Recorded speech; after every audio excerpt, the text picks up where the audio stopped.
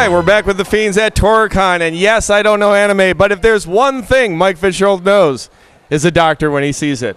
And this is, now, you are the 11th Doctor. The 11th incarnation of the Doctor is portrayed by Matt Smith from the season finale. Season 5. Season 5. Yes. The Big Bang. The Big Bang. And you've got the Fez. Yes, you got the mop. And I've got the sonic screwdriver. The sonic screwdriver. Now, heaven forbid any one of our viewers at home don't know who or what we're talking about. Why don't you inform them? Well, Doctor Who is a Time Lord from the planet Gallifrey. Instead of dying, he regenerates into a new form, and I am the 11th incarnation of the Doctor.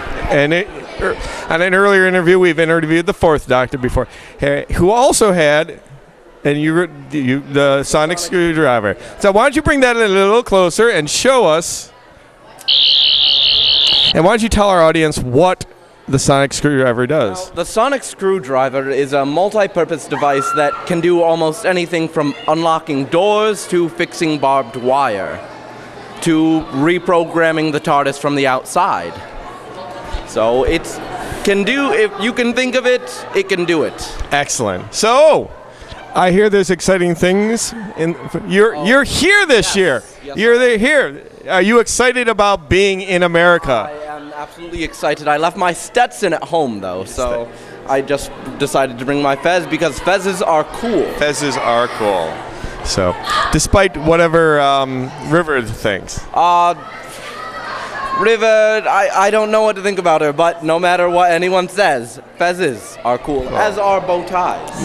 Now the question, I am curious, and I know you don't know what to think about her yet, but do you have any ideas, an inkling of who, or more appropriately, who do you River is? Well, she did say that she killed the best man she knows, and I am a little worried that may be me. Or now that's not being a little full of ourselves, is that? No, not at all. Maybe it's someone famous in history or in history yet to come. Or maybe she's my wife. I still don't know. She is very, very cryptic. That is the impression we get. I mean, she does have access to the TARDIS. She has her own key. She knows how to operate it. She has her own version of a sonic screwdriver. So it is quite curious. Now, you're not even here alone. Now, in an event that hasn't occurred since the older series, there are more than one Doctor with us. Yes. Who else is with us today? Well, we have another 11th Doctor. That's who I saw. Yes. If you saw the special where we had Amy, Rory, and myself, the TARDIS materializes inside of itself, which causes the exterior of the TARDIS to drift forward in time. So if you step into it now, you come out of it a few moments earlier.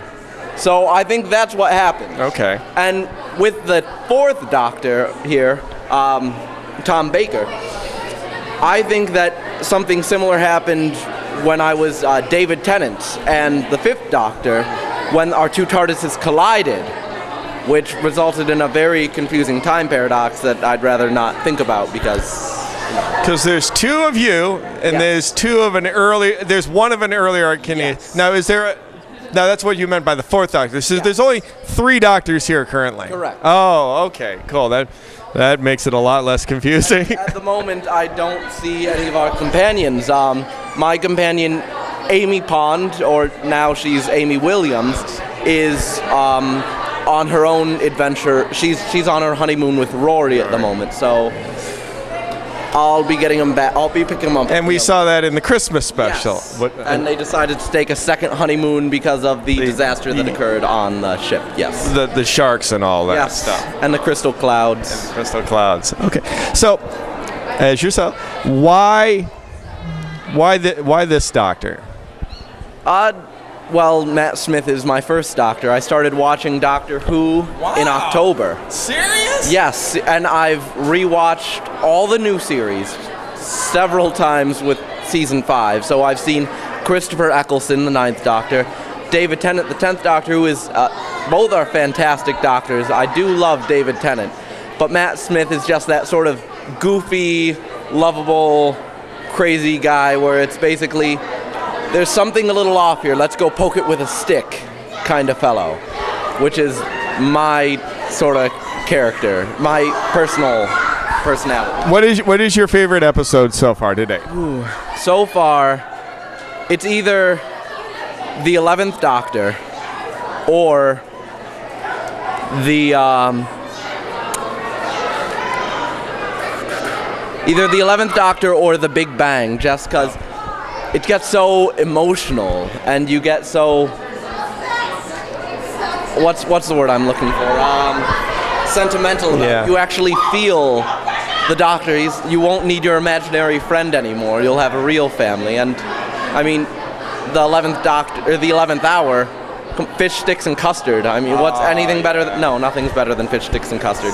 By the way, I had custard earlier, about 30 minutes ago. So I'm curious, and if you can, it's completely understandable. From the end of the first half of the Big Bang, the dialogue he speaks at Stonehenge to all of his enemies. Do you know any of that? Can you give us any part of that?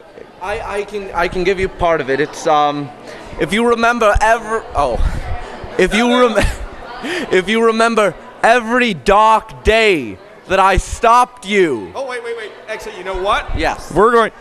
Let's do this right. Okay. It's like this. If you remember every dark day that I stood in your path and I stopped you, turn to each other and think. Let the other guy go first. Awesome. I think I actually remember the story of the Pandorica a little more. There was a goblin or a trickster or a warrior, a nameless, terrible thing soaked in the blood of 1 billion galaxies. And nothing could stop it, stand in its way, or reason with it. One day it would just drop out of the sky and tear down your world. But you know all fairy tales. A good wizard tricked it and trapped it in the Pandorica, where it is today. Awesome. Thank you very much. Oh, it was my pleasure. Didn't anyone ever tell you there's one thing you never put in a trap if you're smart?